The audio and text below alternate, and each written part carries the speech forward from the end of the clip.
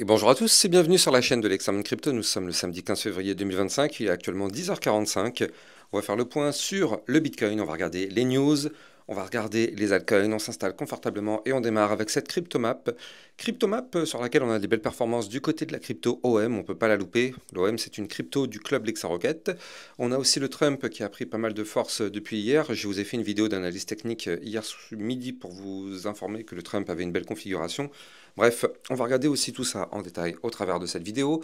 Pas mal de choses du côté des news. Alors, du côté des news, on a eu CryptoLetend qui nous pousse que la SEC reconnaît officiellement la demande d'ETF spot Solana de 21 shares. Donc effectivement, ça c'est plutôt pas mal. On a Tulsi Gabbard qui est nommée directrice du renseignement américain. Elle s'est exprimée en faveur de la liberté financière et elle détient du Bitcoin, Ethereum, Solana et elle s'oppose fermement au CBDC. Donc ça aussi c'est une news extrêmement bullish, tout ça clairement. Alors je sais, pour l'instant il n'y a que des bonnes news, mais il n'y a pas d'impact directement dès le moment où il y a la news, mais il faut se dire que tout ça, sur du long terme, ce sont des news extrêmement bullish. Alors, hier, je vous avais mis un petit tweet pour rigoler, en disant pour la Saint-Valentin, ce sera kebab ou caviar ce soir pour la Saint-Valentin.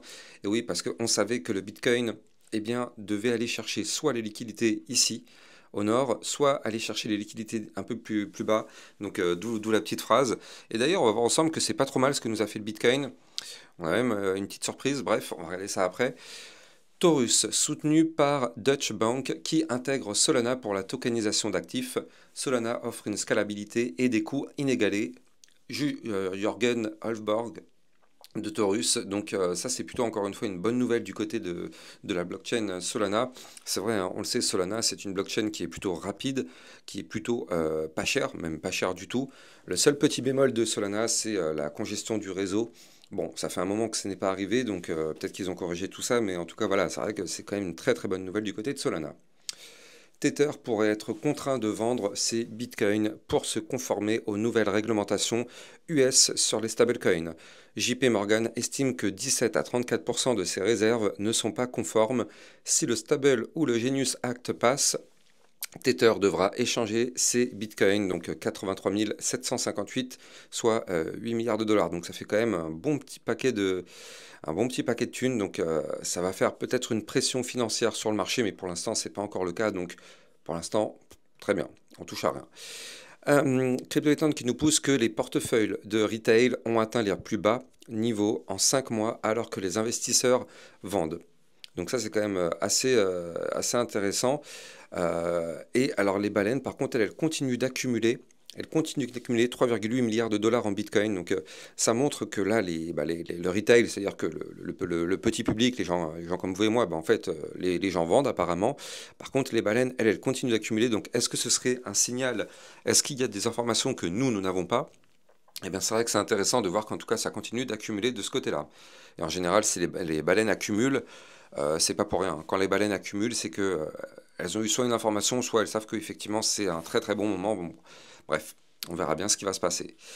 Le XRP qui s'est mis à pousser, ça fait plaisir. Je vous avais fait une vidéo donc avant-hier pour vous dire que la compression était au maximum. Préparez-vous pour ceci, pour cette crypto, c'était le titre de ma vidéo. Et effectivement, elle s'était mise à pousser, ça fait plaisir. On a été chercher des résistances plus hautes. Donc je vous ferai sûrement un point un peu plus tard dans la journée sur le XRP d'ailleurs, comme ça au moins on saura où on va. Du côté du club LexaRocket, on avait vu la crypto Render ainsi que la crypto Fetch. On avait aussi vu le matin la crypto Pendle. Je rappelle que dans le club, ça vous permet de recevoir encore plus de vidéos et ça vous permet de recevoir aussi des potentielles crypto pépites. Donc oui, voilà, hier midi, c'est ce que je vous disais. Je vous avais analysé la crypto Trump et la crypto XRP. Donc coup de chance, les deux ont pété juste après la vidéo. Donc ça, c'est cool. CryptoLetend qui nous pousse que le Salvador et Bitcoin, donc il y a eu une rencontre au sommet avec la Bitcoin Office du Salvador qui a partagé une photo du président Bukele avec Michael Saylor à la Casa Presidencial, précisant que le Bitcoin a été discuté. Forcément, si les deux se rencontrent, c'est pas pour parler de la pluie du beau temps. On sait très bien que les deux sont hyper à fond dans le Bitcoin, donc on ne sait pas par contre ce qui a été dit dans le détail, mais tout ce qu'on sait, c'est qu'effectivement, s'ils parlent de Bitcoin, les deux, c'est très sûrement pour faire des choses très bénéfiques par la suite. la Bank of Montréal qui mise sur le Bitcoin. Et ouais, c'est la troisième plus grande banque du Canada avec plus de 1 milliard pardon, 1000 milliards de dollars d'actifs sous gestion qui révèle un investissement de 150 millions de dollars dans les ETF Bitcoin américains. Donc ça aussi, c'est plutôt très très cool. On a Grayscale pardon, qui a transféré de l'Ethereum vers Coinbase Prime. Donc ça, en général, quand on transfère d'un wallet vers du Coinbase, c'est peut-être pour vendre. Donc, pour l'instant, le mouvement n'est pas encore fait, donc on verra bien ce qui va être fait par la suite. Mais bon, elle détient quand même encore 1,83 milliard d'Ethereum, donc ça fait quand même pas mal, millions d'Ethereum, pardon, et ce qui fait 4,88 milliards de dollars. Donc, ça reste encore pas mal d'argent. Mais bon, ça en tout cas, c'est quand même une news qu'il va falloir surveiller parce que si effectivement ils vendent, ça fait quand même un bon petit paquet d'argent. Donc bon, à surveiller de très très près. Et hier sur ma chaîne secondaire, vous le savez, hein, j'ai une autre chaîne dans laquelle je parle de paranormal et de vidéos un petit peu mystérieuses. Je vous ai fait une vidéo concernant la Dame Blanche. Donc si vous êtes intéressé par tout ça, n'hésitez pas d'aller voir ma chaîne YouTube. Vous tapez les veilleurs de minuit, ou bien sinon vous allez cliquer directement sur mon tweet. Et puis bah n'hésitez pas à venir vous abonner, ça me donne de la force. N'hésitez pas aussi à partager aussi à votre entourage si vous aimez ce type de contenu. Comme ça, moi, ça me permet d'avoir de la force et ça pousse ma chaîne. Le Michigan, qui a rejoint la course au Bitcoin, l'État vient de proposer un projet de loi visant à créer une réserve stratégique Bitcoin, donc ça c'est cool. Et donc hier, bah, j'espère que vous avez passé une très bonne Saint-Valentin.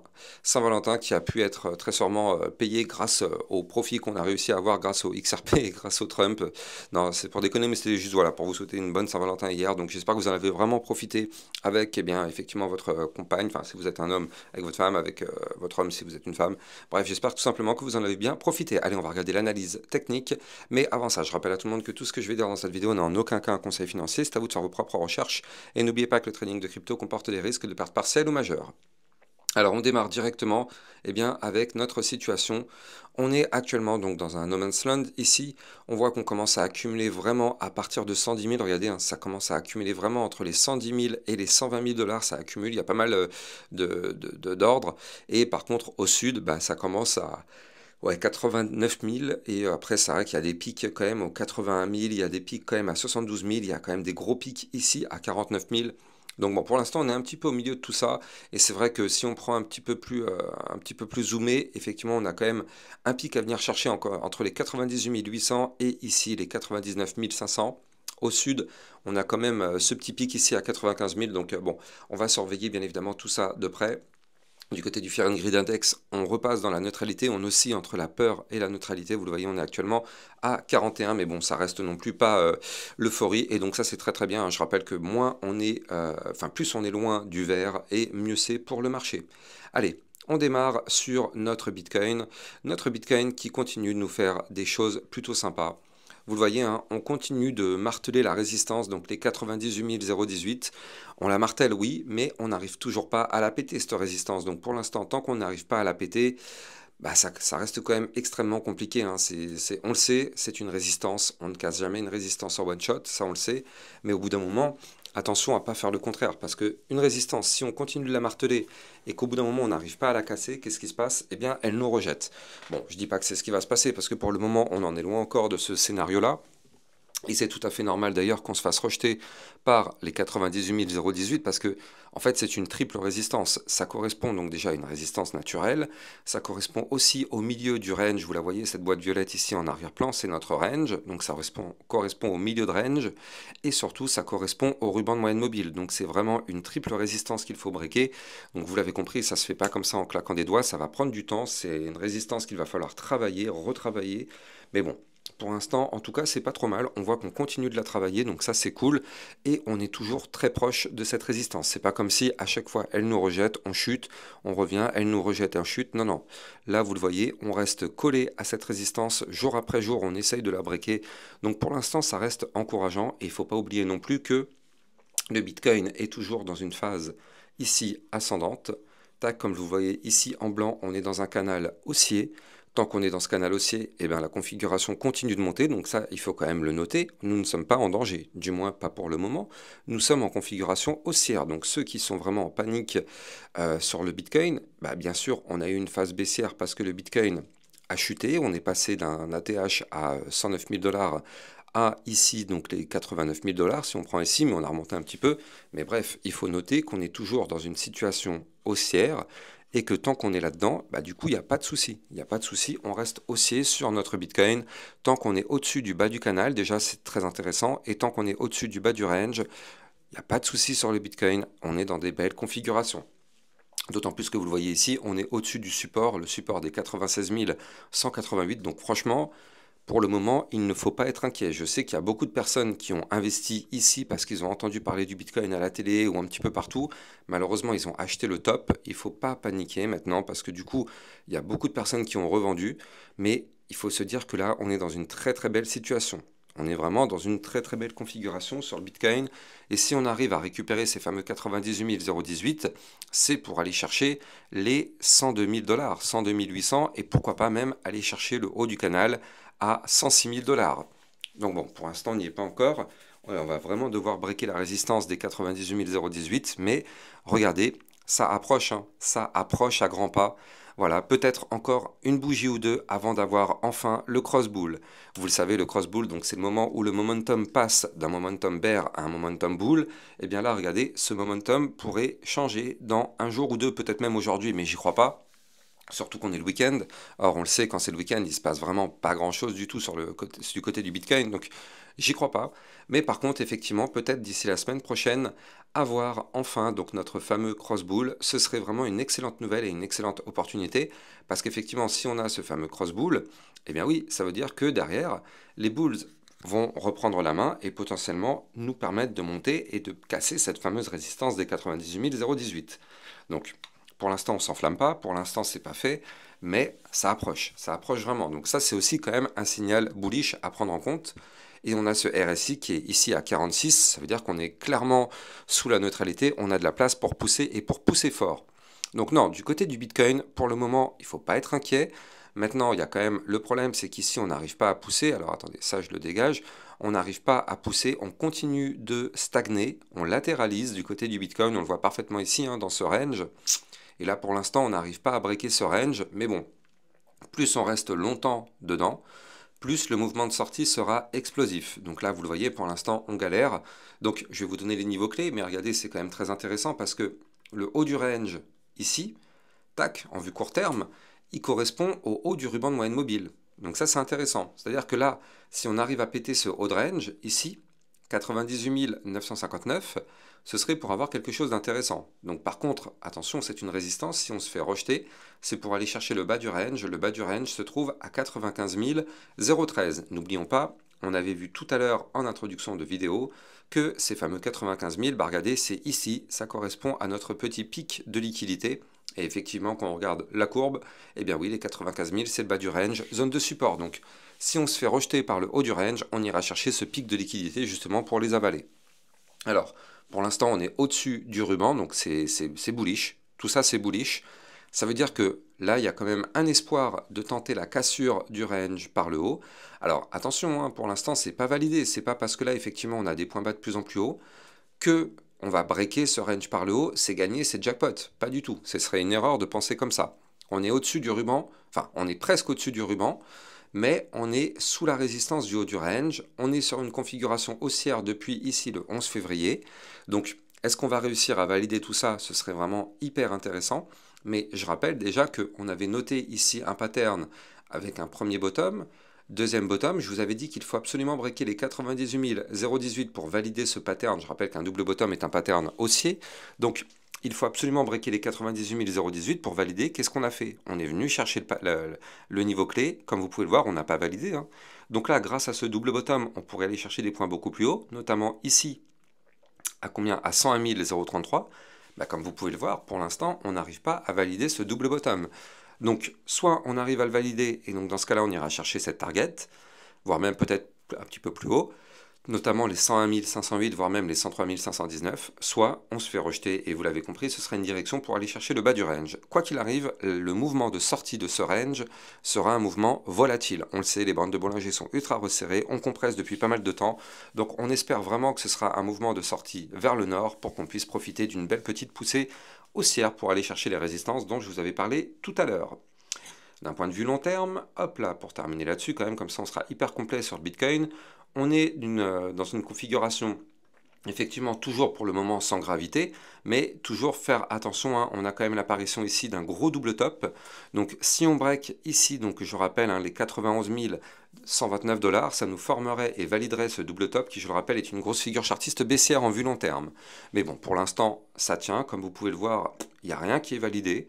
On est en réalité en vue long terme dans une phase de consolidation là aussi, comme on avait fait durant toutes les autres poussées haussières. Regardez, quand je dézoome, et c'est le fait de dézoomer qui vous permet de comprendre qu'on est vraiment toujours dans une belle configuration. Regardez, ici, on avait consolidé, boum, on a pété par le haut. Ici, on a consolidé, boum, on a pété par le haut. Actuellement, on consolide encore, boum. Il y a des chances qu'on continue de péter par le haut. Je rappelle que quand on est dans une configuration haussière, forcément les latéralisations ont tendance à péter par le haut. Nous sommes actuellement dans une configuration haussière, donc si on s'en suit aux statistiques, eh bien, on devrait normalement péter les 104 629 dans les prochaines semaines, prochains mois, pour continuer d'aller pousser et faire un nouvel ATH. Donc là, pour l'instant, encore une fois, on n'a pas de boule de cristal, mais ce sont tout simplement des probabilités. Allez, on va aller regarder maintenant ce qui se passe du côté des altcoins. Avant de continuer, je rappelle bien sûr que vous pouvez me suivre sur Twitter pour recevoir toutes les news et toutes les actualités crypto. Vous pouvez aussi rejoindre le Club Rocket pour recevoir encore plus de vidéos que ce que vous avez sur YouTube, avec des vidéos concernant toutes les cryptos, ainsi que des vidéos concernant des potentielles pépites. Les liens sont en description de vidéo. Alors, du côté de l'Ethereum, bien sûr, on commence toujours par l'Ethereum. Du côté de l'Ethereum, qu'est-ce qui se passe? Eh bien, tout simplement, on stagne un petit peu actuellement, on galère. On galère parce qu'on a une résistance à 2723 $, et donc pour l'instant, on n'arrive pas à la regagner, cette résistance. Mais, il y a peut-être une petite nouvelle intéressante. Regardez ça, la bonne nouvelle, c'est qu'on est en train de former une toute petite tasse séance, en fait. Donc, on a ici cette tasse séance. Hop là, on la verra peut-être mieux comme ça. Alors, attendez. Que vous la voyez. Voilà, parfait. Ta séance sous double bottom. Hein, non, c'est plutôt un double bottom. Regardez, ici on a le premier bottom. Ici on a le second bottom. Donc ça, je rappelle que c'est une figure chartiste de retournement aussi. Mais pour valider ça, attention, on n'a pas le choix. Il va falloir breaker le niveau clé. Donc nous, le niveau clé, il se trouve ici à 2739 $, pardon. C'est le niveau clé qu'il va falloir breaker. Si on break ce niveau clé, attention, on ira chercher ici la résistance des 2798 qui correspond au haut du ruban, des bandes de Bollinger. Et comme on le voit, elles sont resserrées. Donc soit on passe, et donc dans ce cas-là, on aura enfin la fameuse remontada dont je vous parle, parce que moi je vous dis depuis un moment, mais je vous dis que l'Ethereum reviendra rechercher les 3125 $.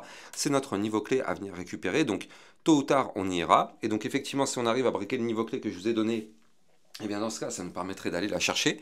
Si par contre on se fait rejeter, vous l'avez compris, attention, nouveau risque baissier pour aller chercher les 2555 zones de support. On aura aussi en support les 2343, mais pour l'instant on travaille la résistance, on la travaille. Il y a quand même un espoir qu'au bout d'un moment ça finisse par péter. On a le ruban de moyenne mobile au-dessus de la tête, ça attire le cours comme un aimant.